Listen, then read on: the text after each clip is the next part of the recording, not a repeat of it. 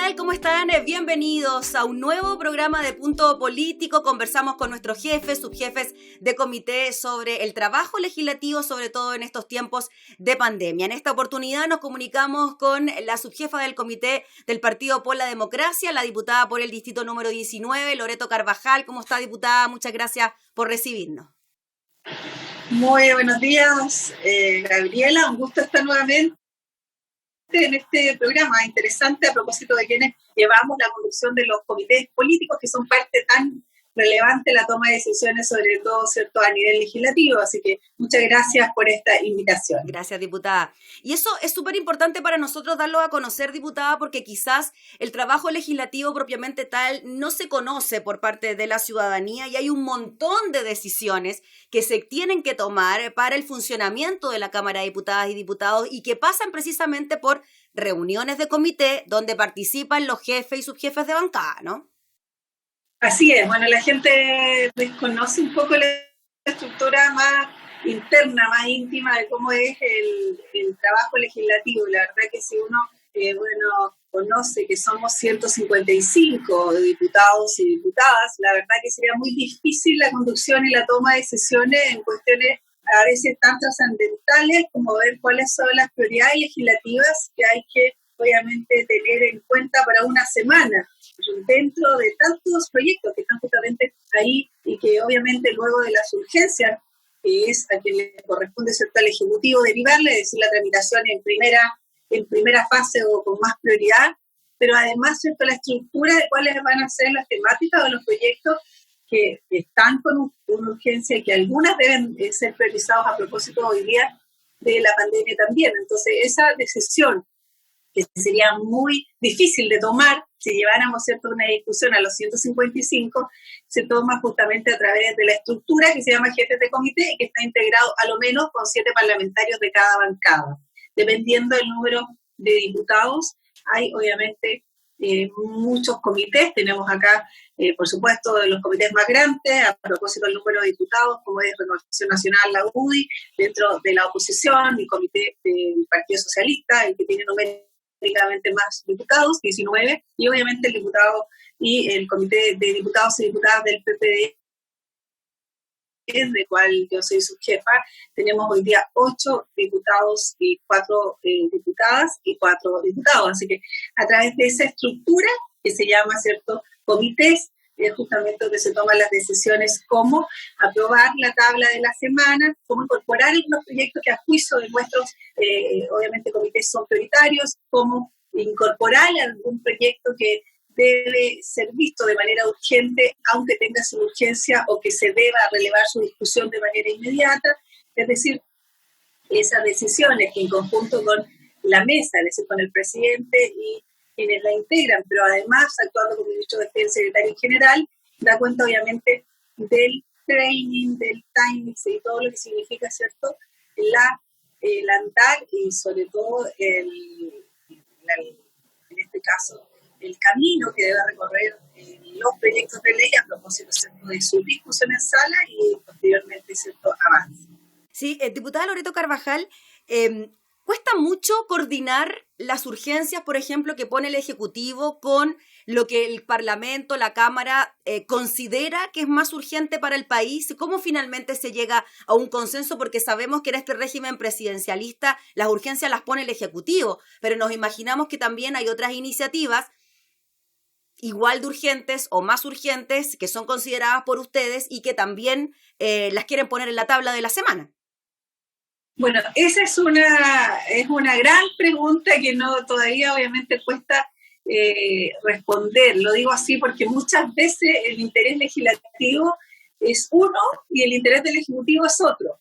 En pocas ocasiones ha habido, digámoslo claramente, un objetivo que sea a lo mejor consensuado en ambos. En general, tú lo dices bien, el presidente de la República en nuestro sistema tiene obviamente la potestad, la competencia para declarar él únicamente las urgencias que tienen los proyectos de ley. Es decir, en este caso, si el presidente declara que un proyecto tiene suma urgencia, es el que se pone y antepone cualquier otro proyecto que esté incluso discutiéndose. Es decir, las sumas de urgencia que son, en este caso, ¿cierto?, competencia del Ejecutivo, el presidente de la República, lideran y son prioritarias respecto a cualquier otra materia. Es decir, tenemos ahí un proyecto con suma urgencia, los demás quedan en espera y tenemos que discutirlo de manera inmediata. Y muchas veces los diputados y diputadas tenemos interés en determinados proyectos. Nos pasó en el COVID muchas veces, donde queríamos, por ejemplo, avanzar en un proyecto que evitara los intereses, por ejemplo, de los insumos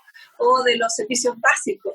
Y ese proyecto muchas veces no avanzó a propósito que el Ejecutivo presentó un nuevo proyecto al cual le dio su urgencia, o proyectos que vienen de arrastre y que a propósito, ¿cierto?, de los diputados o diputadas muchas veces del oficialismo, que son de gobierno, presentan proyectos y el gobierno prefiere ese proyecto darle su urgencia, dejando, ¿cierto?, en espera el resto de los proyectos.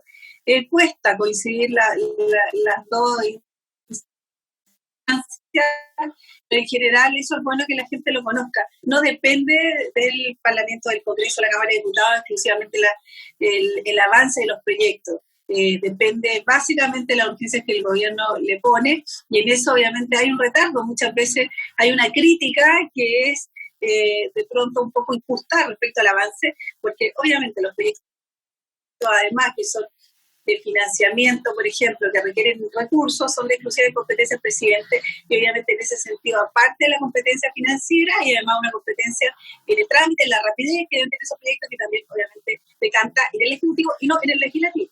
Diputada Loreto Carvajal, ¿con quién cuesta más ponerse de acuerdo? ¿Con sus propios integrantes de bancada o de la oposición o con los de Chile Vamos? Porque claro, uno pensaría que es más fácil ponerse de acuerdo con sus compañeros porque pensamos de forma similar, etcétera, pero entiendo que también, incluso dentro de lo que es la oposición, cuesta coordinarse a la hora de tomar ciertas decisiones. Bueno, nuestra oposición, si así podemos llamarla, del cual soy parte, la verdad es que es muy diversa. Hay intereses distintos, tenemos objetivos comunes, pero obviamente a veces las prioridades legislativas pasan también por las diferencias territoriales, los propósitos en el avance de ciertas materias, y una prueba reciente de aquello es justamente la que hoy día es evidente, es decir, teniendo mayoría en el Congreso, no tenemos, por ejemplo, la administración de la Cámara de Diputados como lo tuvimos el año 2018 y 2019, es decir, no fuimos capaces de ponernos de acuerdo para aprobar, digamos, un macroacuerdo que significaba, ¿cierto?, tener en este caso a la oposición, que somos mayoría de la Cámara de Diputados, en la mesa de la Cámara. O sea, ahí hay una muestra presente de que obviamente no es fácil. Pero ante la pregunta, ¿cierto?, en relación a los proyectos de ley entre nosotros y el oficialismo, creo que en general, y en este hay que ser también clara, nosotros tenemos discusiones previas y llegamos en general con acuerdos o una suerte de acuerdos a los comités. Pero nos enfrentamos muchas veces al oficialismo, que también tiene un número importante de ciertos integrantes, en donde muchas veces se contraponen, y ahí la discusión es muy compleja, porque hay necesidades que a veces requieren de una unanimidad, es decir, que todos estemos de acuerdo, y basta que un jefe de comité, ¿cierto?, del oficialismo no dé el acuerdo, y no podemos avanzar en determinados proyectos que aún, a juicio nuestro, son importantes para todos y todas, se estancan, obviamente, y eso genera una discusión que es más de fondo. Entonces, diputada, y en estos tiempos de pandemia, que hemos visto una situación del país bien crítica, tanto en lo sanitario como en lo social y también en lo económico, ¿cómo calificaría usted el trabajo en el Congreso? ¿Ha sido más intenso, más duro? ¿Ha costado más ponerse de acuerdo? Hay proyectos que son súper urgentes, que de todas maneras se demoran, hay otros que salen con mayor rapidez, pero la mayoría de ellos, por lo menos durante estos últimos 6 meses, han tenido que ver con el COVID. Entonces, además tienen una urgencia adicional. Bueno, ahí hay una idea que fue sumamente, consensuada, pero además una unidad de propósito que todos tuvimos la vista tener, y que era dar prioridad absoluta a todos aquellos proyectos, obviamente que tuviesen su origen tanto en la Cámara o por mociones parlamentarias, que fuesen exclusivamente relacionados con la pandemia. Y en eso hubo un marco de acción que no hemos renunciado, porque hoy día seguimos en pandemia, tenemos una necesidad urgente de legislar, y obviamente el Ejecutivo En consecuencia, también todos los proyectos son en esas materias. Recordemos lo que ocurrió principalmente con los bonos, con los subsidios, con las ayudas que sucesivamente se han ido entregando, que requieren obviamente de iniciativa del Ejecutivo, como el bono COVID, como el ingreso familiar de emergencia, como las distintas ciertos recursos que hemos tenido que discutir en la Cámara a propósito de las propuestas del Ejecutivo para estas materias. Y en ese sentido yo creo que ha sido muy importante, sí, algo que obviamente la gente desconocía y que fue a propósito del proyecto de ley, que fue una moción parlamentaria y que asumimos, yo lo asumo como propio porque fui autora de una de esas mociones y que tenía que ver con el retiro del 10% de los fondos de la AFP. Era un proyecto obviamente nacido por una moción parlamentaria, pero que tuvo un fuerte rechazo por parte del oficialismo, del gobierno, ¿cierto?, de los parlamentarios de gobierno que se oponían a priori a que esto ocurriera. Entonces hago este punto porque yo siento que hubo un antes y un después respecto al trabajo legislativo a propósito de ese proyecto. Y bueno, a propósito de las condiciones, la gente en sus casas miró como nunca, se dio a la tarea de seguir la discusión legislativa. Tuvimos más rating que nunca, diputada, tuvimos más rating que nunca. El rating en la Cámara de Diputados, es decir, pudo conocer a lo mejor por las mismas condiciones lo que significa el trabajo legislativo, es decir, estar allí por horas bien largas a propósito de discutir a la par las comisiones. Era impresionante porque obviamente la gente a uno le tuteaba o bien le whatsappeaba a distintas localidades y estaba muy interesada por el fondo del proyecto, digámoslo, no por el trabajo legislativo, pero por añadidura tuvo que conocer esto, lo que significó obviamente un interés mayor, pero un reconocimiento que yo soy muy honesta, no habíamos visto. Pero a propósito de ese, digamos, proyecto, obviamente hace que nosotros también tengamos a la vista que cuando hay interés, cuando hay sintonía respecto a los proyectos, obviamente la gente percibe de una manera mejor y más informada el trabajo legislativo. Y en ese contexto creo que ha sido muy, muy importante decir que nosotros hacemos el trabajo intensamente, que muchas veces no coincidimos con el Ejecutivo en los tiempos. Nosotros hubiésemos querido, ¿cierto?, que más allá de esta sucesión de bonos, de subsidios, se hubiese avanzado tal vez sobre un salario universal a propósito por la pandemia, por más tiempo, que no tuviésemos lo que ocurrió hace 2 días atrás, una propuesta del Ejecutivo de un aumento del salario mínimo de 1.500 pesos. Entonces, creo que ahí obviamente no va a ser posible que haya un acuerdo de manera inmediata ni que se generen condiciones. Eso obviamente atenta contra la dignidad de las personas que son hoy día 900.000 personas que reciben, trabajadores que reciben en Chile el sueldo mínimo, más del 20% son mujeres. Es decir, allí hay también una confrontación, comillas, legítima entre la propuesta o la apuesta de un ejecutivo que hoy día no sintoniza, que no entiende, que a lo mejor no dimensiona lo profundo de esta crisis y la necesidad que existe detrás de los trabajadores y trabajadoras, y que obviamente se encuentra con un parlamento o una Cámara de Diputados que obviamente responde con fuerza y obviamente con un rechazo absoluto a este tipo de propuestas. Entonces creo que ahí no hay posibilidad de conciencia, avanzamos rápido, tramitamos, nos reunimos como comité, como bancada de oposición, con el Ejecutivo, con el Ministro de Hacienda en este caso, pero los avances obviamente no van a ser mayores si existen estas propuestas que obviamente no se condicen en nada con la realidad ni las necesidades de los chilenos y chilenas.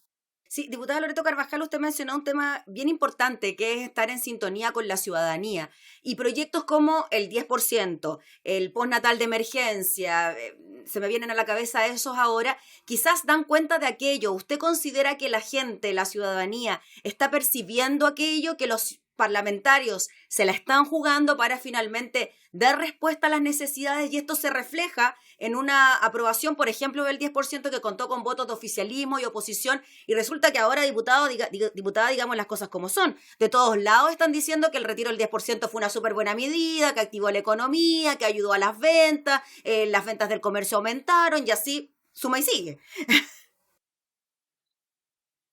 Bueno, es como te decía hace un rato, cuando la gente percibe que hay una eficacia, una rapidez, que hay una sintonía, que muchas veces, y esto hay que decirlo, nosotros lo recogemos, lo estructuramos y lo canalizamos a través de los proyectos de ley, pero el trabajo rápido, las comisiones, si no hay voluntades del Ejecutivo en un sistema como el nuestro, suprapresidencialista, donde además no podemos determinar recursos ni mucho menos, entonces obviamente que si existe esa mancomunidad y ese trabajo conjunto de responder a la necesidad, escuchando el Parlamento, escuchando a la ciudadanía y haciendo el proyecto del retiro del 10% es un ícono en esto.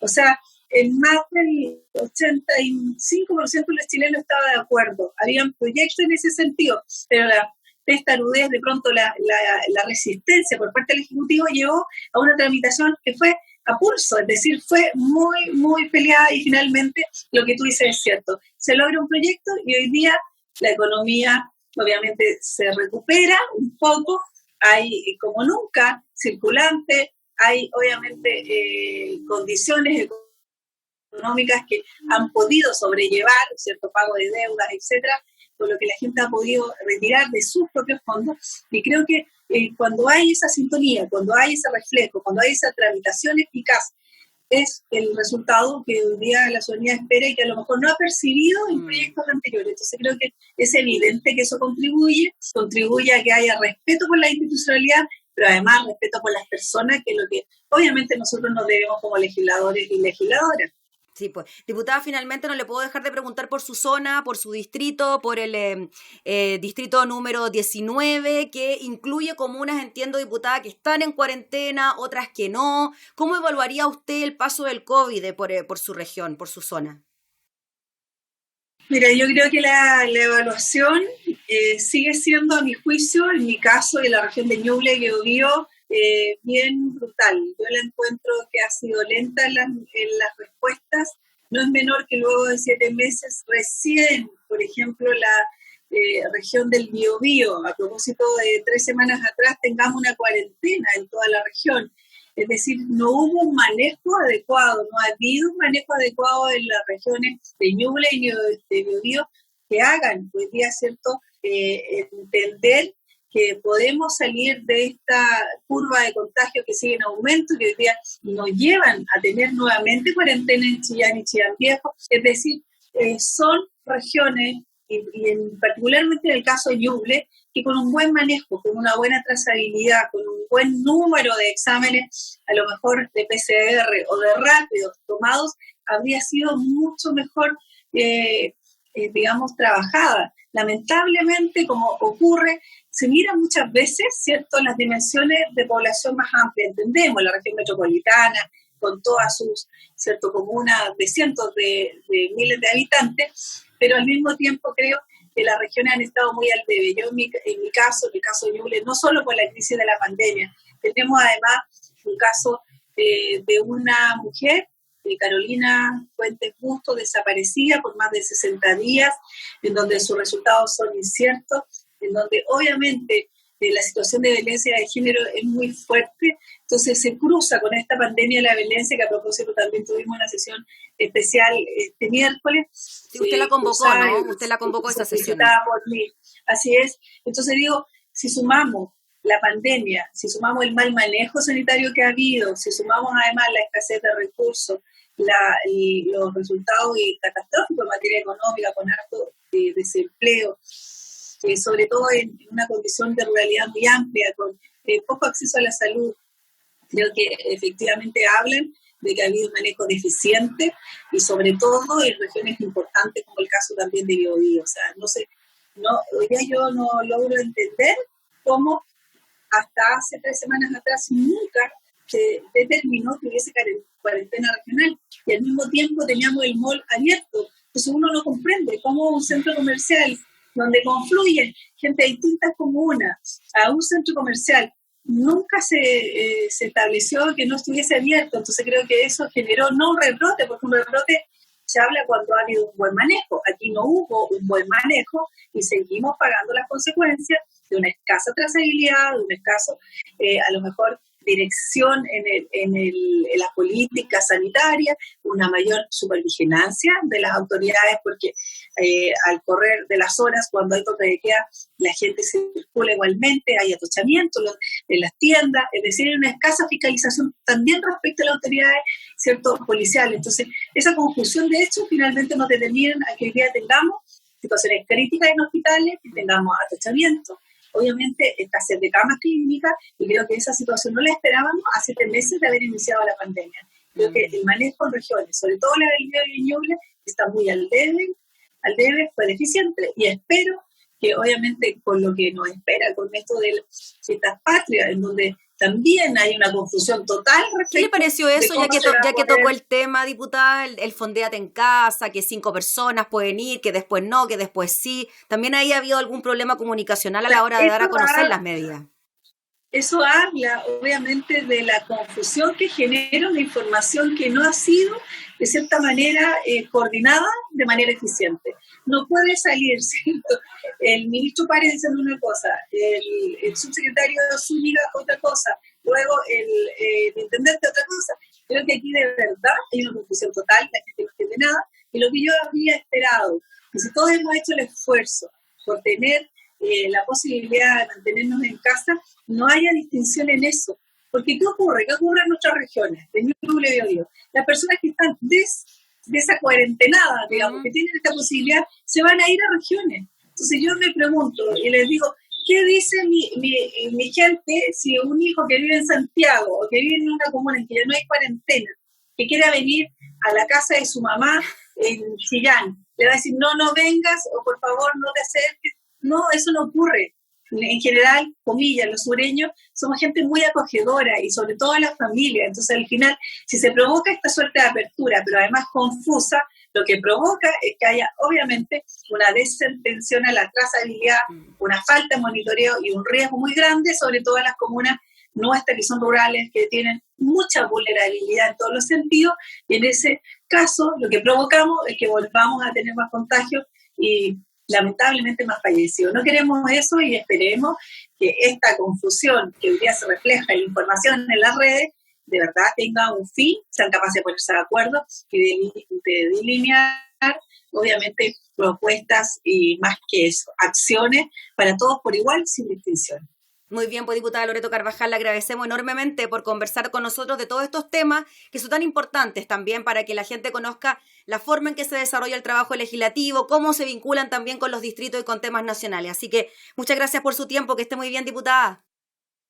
Muchas gracias, Gabriela, un abrazo a todos y bueno, felices fiestas patrias ahí en sus casitas y a cuidarse mucho porque aún no le ganamos a la batalla del coronavirus. Así es verdad. Feliz 18. Chao, gracias, chao. Diputada, que esté muy bien. Era la diputada Loreto Carvajal, subjefa del Comité del Partido por la Democracia, en una nueva edición de Punto Político. Nosotros nos encontramos en una próxima oportunidad. Que esté muy bien. Hasta entonces.